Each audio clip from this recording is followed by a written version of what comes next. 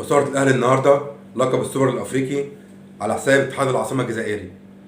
اتحاد العاصمة لا لعب ولا الأهلي لعب. زي يا جماعة زي ما بيقول المكسب ليه أسباب، الخسارة برضو ليها أسباب. النهاردة سبب خسارة الأهلي كولر اللي ياما شدنا بيه ولسه هنشيد بيه لأنه مدرب كبير. بس يا جماعة الكورة فيها متغيرات، زي ما أنت تبقى حلو هشيد بيك، وحش هو أنت وحش النهاردة. دي يعتبر أسوأ إدارة فنية لكولر من ساعة ما مسك الأهلي. ليه؟ احنا يا جماعه عملنا حلقه من كام يوم قلنا فيها في اسئله لازم كولر يجاوب عليها. من ضمن الاسئله دي هيبقى عندك سكواد حلو جدا. طب السكواد ده في صالحك ولا في صالحك؟ طبعا انت عندك كده حيره دمها خفيف، حيره حلوه. ايه الاسئله اللي كولر لازم يجاوب عليها؟ خش اول سؤال. احنا يا جماعه النهارده هنتكلم النهارده مش على ماتش النهارده، نتكلم على اللي جاي. خلاص الاهلي النهارده خسر السوبر الافريقي، خلاص عندنا منه كتير. خش يا ابني هتلاقي 2 سوبر افريقي وتعالى، عندنا منه كتير. دلوقتي هنتكلم على المرحله الجايه، كولر هيعمل ايه المرحله الجايه؟ عندك سكواد جامد جدا. الاسئله اللي قلنا يا جماعه لازم كولر يجاوب عليها، الوحيد اللي هيجاوب عليها هو كولر. اول سؤال، هاني ولا اكرم توفيق؟ دلوقتي يا جماعه اكرم الحمد لله على سلامته، هو وكريم فؤاد اللي هيجيله بعد شويه. دلوقتي هاني كان هاني متألق جدا الموسم اللي فات، هينفع تعادوا؟ لا مش هينفع، هيبقى لازم يلعب هو واكرم توفيق. واكرم برضو لا غنى عنه، بس لازم يكون عندي مرونه. انا ككولر لازم يكون عندي مرونه. اكرم ممكن استفاد منه على الدايره مكانه الاساسي. كده عندك اول سؤال، هاني ولا اكرم؟ السؤال الثاني اللي الكولر لازم يجاوب عليه، تاو ولا كريم فؤاد؟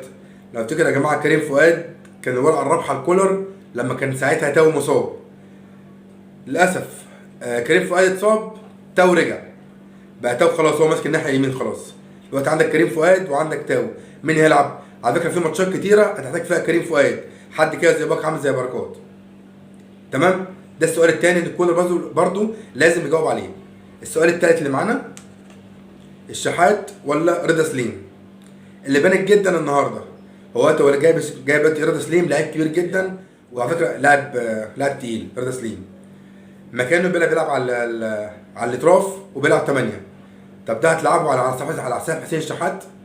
يعني رضا سليم ولا حسين الشحات؟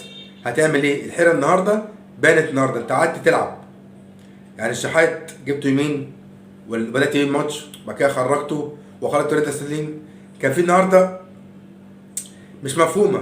النهارده يا جماعه كولر النهارده كان بيلعب ايه؟ ما حدش كان عارف بيلعب بطريقه ايه بالظبط. ده السؤال التالت، رضا سليم ولا الشحات؟ هنتكلم يا جماعه على المرحله اللي بعد كده، خلاص السوبر خلاص بح.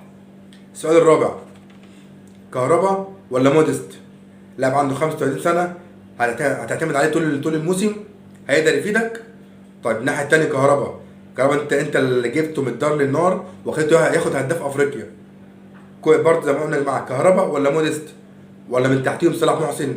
ده يا جماعه الاربع اسئله دول لازم كولر يجاوب عليهم كويس جدا عشان يقدر الاهلي النهارده السنه دي تاخد منه كل البطولات. معاك سكواد حلو، معاك حيره لذيذه. شوف الزمالك هيصعب عليك حالهم، ما عملوش ولا صفقه، هو الاسماعيلي. فانت عندك سكواد جامد جدا، بس لازم ما تجاملش. اللي بيتعب في التمرين هو اللي ياخد، هتجامل هتيجي على حسابك يا كولر. كان في يا جماعه سؤال خامس كان نفسي كولر يجاوب عليه، بس كان الاداره كان المفروض توفره لكولر، بديل لمعلول. معلول واضح يا جماعه انه لازم يكون ليه بديل قوي جدا، ان معلول بدا خلاص ينزل. فكان لازم يا جماعه اداره الاهلي تجيب بديل لمعلول، فرده مع معلول، لكن للاسف ده ما حصلش، وهيك يحصل في الانتقالات الشتويه. حلو يا جماعه؟ ده يا جماعه الاسئله دي لازم كولر يجاوب عليها. النهارده يا جماعه كولر النهارده وقع في فخ الصفقات الجديده. ده فخ كنت متخوف منه، ان اول ماتش ليك في السيزون ببطوله، وبطوله ايه؟ قاريه. كان لازم زي خلاص يا جماعه، خلاص انا بدات وخلاص واخد كل البطولات. كان لازم النهارده الصفقات الجديده دي اتقل عليها شويه. ده ماتش يا جماعه ببطوله وخارج ارضي، كان لازم زي خلاص زي ما ختمت كنت العب النهارده. تاو زي ما هو والشحات وكهربا ما لعبش في التيم، لكن دخولك رضا سليم مع امام عاشور، اللي هنيجي يعني كمان عنه مع شويه امام عاشور، عملت يعني امام ماشي كنت اديله ماشي، مفيش بديل ليه دلوقتي. لكن رضا سليم لما نزل النهارده، طب انت قعدت تاو وبعد كده نزلت تاو وخرجت تسليم، بعد كده جبت شحات ناحيه اليمين، عملت ايه دربكه. فانت النهارده كولر وقعت في فخ الصفقات الجديده. زي ما قلنا من شويه، كولر هو النهارده يتحمل مسؤوليه الهزيمه 100%. واحنا يا جماعه بنتكلم على الخطوه الجايه. كولر لازم في الخطوه الجايه يحب نفسه اكتر من كده ويستفاد من اللي حصل النهارده. معلش هي جت في بطوله بس يلا زي بعض مش مشكله، قدر الله ما شاء فعل. عندي تاني النهارده عايزين نتكلم فيه يا جماعه بسرعه كده. ما عجبنيش النهارده حركه كولر اللي عملها عبد المنعم وكهربا. ليه؟ ليها شقين. اول شق انه منعم يستفاد بيه الناحيه الهجوميه، فكره جامده جدا جدا من كولر، فكره صايعه، وعلى فكره كانت هتنجح على فكره، وكان الاهلي هيتعادل بسبب منعم. بس كانت دي تنفع في وجود كهربا، مش على حساب كهربا. تاني يا جماعه عشان الناس تفهمش كلامي غلط، الفكره دي جامده جدا من كولر، وكان الاهلي يحقق النتيجه التعادل بسبب منعم. لما دخل منعم وخرج كهربا ونزل ياسر ابراهيم، دي حلوه جدا، بس كان مع كهربا مش على حساب كهربا. لكن كده معلش خليت معنويات منعم في السما. انت لعيب تقيل في الدفاع وواثق فيك جدا في الهجوم، بس على حساب المهاجم بتاعك هداف افريقيا. يعني زي ما رفعت منعم معنويات في السما، على العكس مع كهربا. يعني كهربا لو لاعب مش تقيل هيفقد الثقه في نفسه. لو تفتكر يا جماعه شريف مع كيروش في المنتخب كان ساعتها هداف الدوري. لما كيروش نزله وخرجه خلاص مستوى شريف بقى في النازل، وشريف خلاص ما خدناش منه كوره بعد كده. فيا جماعه كولر يخلي بقى من النقطه دي بعد كده. هي فكره حلوه ان انت خلاص عارف امكانيات لعيبتك، فكره حلوه جدا، بس مش على حساب برضه لعيب مهاجم. دي كانت دمها تقيل قوي على كهربا، مع ان فكره حلوه. النهارده الماتش بتاعنا المكسب بتاعه الوحيد منه ايه النهارده؟ امام عاشور. طبعا الزياطين قعدوا يقولوا امام عاشور وش وحش وبتاع.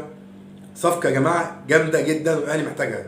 شوف النهارده لو بمستواه كان عمل الفارق. بس النهارده يا جماعه كام كوره النهارده، لا لعيب تقيل قوي، لعيب تقيل امتى بيقف صح وامتى بيرمي الكروس وامتى لا لعيب تقيل يا جماعه محتاجينه جدا. وعلى فكره يا جماعه افتكروا كلامي، امام عاشور لو ركز ممكن ياخد هداف الدوري. اقول لك ازاي؟ عن طريق السكند بول. وافتكروا الكلمه دي، امام عاشور ممكن ياخد هداف الدوري عن طريق السكند بول اللي هياخدها من اي كروس يترفع بالعرض. لو وقف صح عند كوس ال 18 وهو كمان ما شاء الله شويط، ممكن ساعتها ياخد هداف الدوري بسبب ايه؟ السكند بول. عايزين نختم بحاجه كده. انا استغربت اخر الماتش لما ديانج خد مان اوف ذا ماتش. ديانج يا جماعه زي ما قلنا قبل كده لازم ديانج دلوقتي الاهلي يسوقه. ديانج يا جماعه وحش جدا وحش جدا. ديانج بقى يعني الكوره بقت تيجي لديانج دلوقتي انا بخاف هيعمل ميس باص وهتضيع منه. بيعمل كوارث. حتى لما بيشوط رجله على طول حادفه بره الشبكه خالص. لازم دلوقتي عشان اقدر اسوق ديانج دلوقتي، لو قعد تاني موسم معايا بنفس المستوى ده مش هاخد منه كوره تاني. يا جماعه معلش هارد لك لجماهيرنا العظيمه، واحنا عادي عندنا منه كتير وعندنا بطولات كتير. بس بقى بنتكلم دلوقتي للمرحله الجايه. كولر عنده سكواد جامد جدا دلوقتي، بس لازم يعمل بلان ايه وبلان بي. عيبه النهارده في ماتش النهارده يا جماعه كولر ما عملش بلان بي، عمل بلان ايه بس؟ هنزل رضا سليم وانزل الشحات وكهربا. طب دخل فيك جول، ايه البلان بي اللي انت محضره؟ ما كانش محضره. انا عايز انزل قفشه، عايز انزل الشحات، انزل طاهر.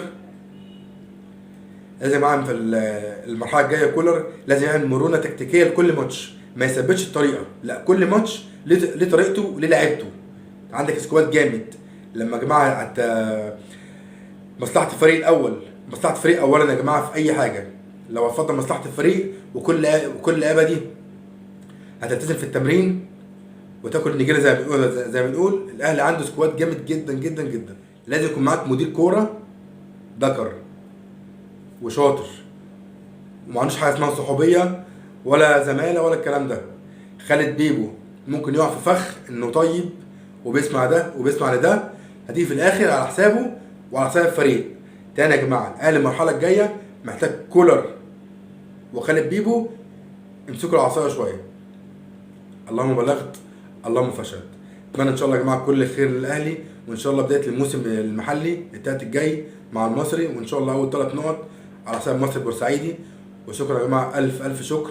على كلامكم حلو بيوصلنا على الخاص. شاكرين يا جماعه، وان شاء الله ان شاء الله في مزيد من البطولات، ولا تزعلوا عندنا منه كتير. وبرضه نجم الماتش النهارده بالنسبه لنا امام عاشور. السلام عليكم.